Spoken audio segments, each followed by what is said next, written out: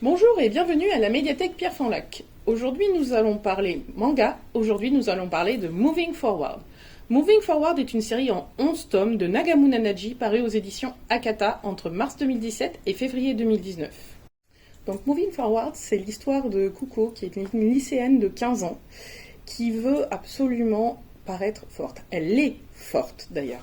Elle est toujours souriante, de bonne humeur, dynamique, au service des autres et très proche de ses amis.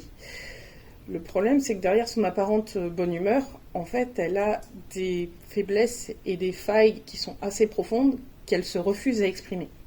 Et sa rencontre avec un jeune garçon nouvellement arrivé dans son quartier va peu à peu l'aider à débloquer ce nouage en elle et petit à petit s'ouvrir aux autres qui vont eux-mêmes accepter ses faiblesses et ses forces. Kuko a des réactions extrêmement réalistes. Elle ne souhaite pas être protégée par quelqu'un, elle n'a pas besoin de protection, elle ne cherche pas à tomber amoureuse, à rencontrer le garçon parfait qui va être gentil, qui va la protéger.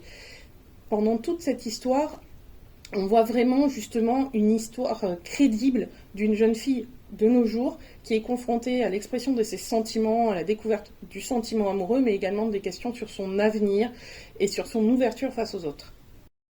L'histoire de ce manga est assez lente et introspective. On a le temps de découvrir de vrais personnages qui sont nuancés, qui sont réalistes et qui sont crédibles.